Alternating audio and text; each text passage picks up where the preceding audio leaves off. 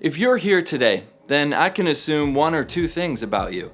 The first is that you understand the importance of invested mentors and positive influence in the lives of kids and students.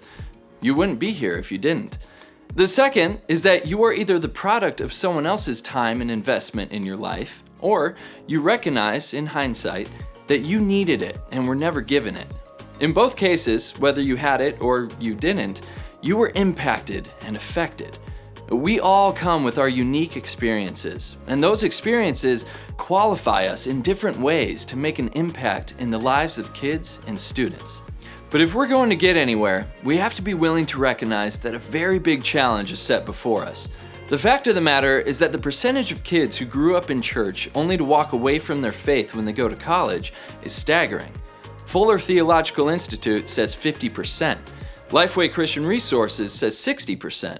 Barna Group says 70%. Even if we go with the lowest reported statistic, we're looking at half of our kids choosing to walk away from their faith in spite of, and maybe even because of, experiences they had while in the church. So, what does that mean for us? Well, it means that we can't keep doing business as usual if we want to change the current trends. We need to be willing to examine what we're doing and ask hard questions in order to arrive at real conclusions. This is the only way that we'll grow. We need to be willing to accept that what we're doing may not be enough. And that's true no matter how good we are at holding it all together. We need to stop playing the blame game. Parents and teachers are easy targets, but they're not the only ones responsible for raising and teaching our kids. And we need to be willing to create a different kind of experience so that students can grow a mobilized and enduring kind of faith. Different can be scary, but it can also be good. That brings us back to the point I made at the very beginning. Some of you were changed because someone looked at you and thought that you were worth his or her time and attention. And some of you know how much of a toll it took on you that there wasn't someone there to fill that place in your life. At the end of the day, it's not about the program.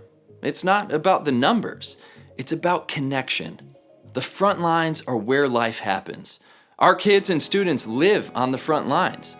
And if we want to make a difference in the lives of the next generation, the front lines are where we're called to go.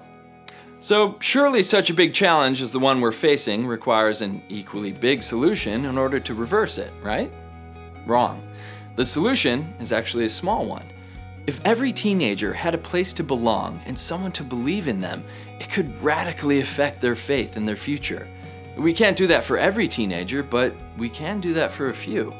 And this isn't about a better presentation or clearer communication. I mean, both of those things are good, but they're not as effective as they can be without relationship.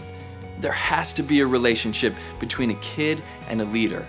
And that relationship holds the key to the future and faith of that kid.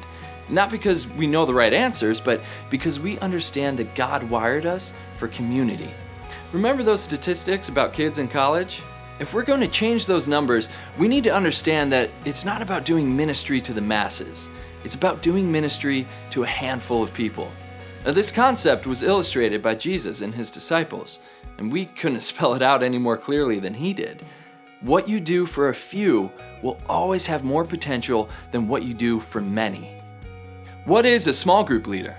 A small group leader is someone who invests strategically in the lives of a few over time so you can help them build an authentic faith.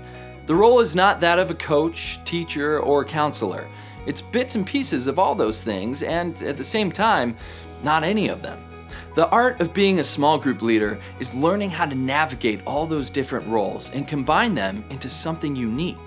And it may take a little work, but the work is worth it because the kids and students are worth it. We want a generation to grow up holding on to a faith that is rooted in Scripture, that is mobilized, that is enduring, that has been tested and tried and has come out on the other side.